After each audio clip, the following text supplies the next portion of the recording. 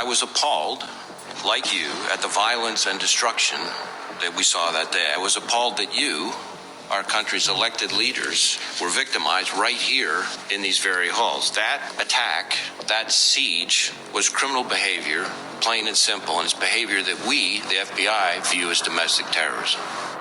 What we witnessed yesterday was not dissent. It was not protest. It was chaos. They weren't protesters.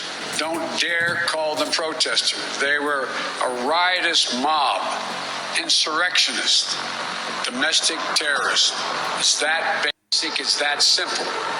The White House staff knew that President Trump was willing to entertain and use conspiracy theories to achieve his ends. It was only after multiple hours of violence that President Trump finally released a video instructing the riotous mob to leave.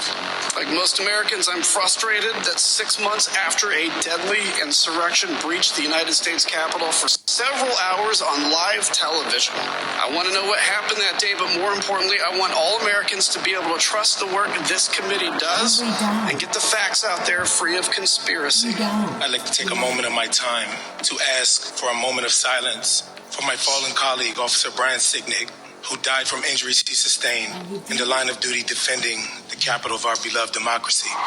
The video we reviewed proves that is a lie.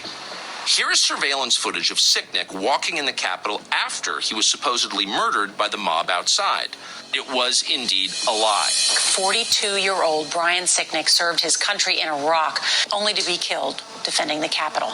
If they were willing to do that, then their dishonesty knew no limits.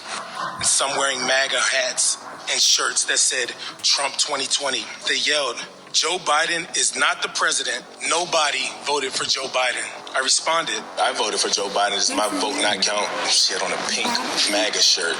You said, "Hey, this voted for Joe Biden, guys." Everybody wants to say that it was about politics and everything, but it was a large number of people in that crowd that were racist. People were bludgeoned in the head with an American flag because of Donald Trump. If you attack our country, we go after you. We jail you. We throw away the key. These are Trump terrorists. Call them by their name. The Democrats in Congress, assisted by Adam Kinzinger and Liz Cheney, lied about what happened that day. They are liars. That is conclusive, and that fact should prevent them from ever being taken seriously again.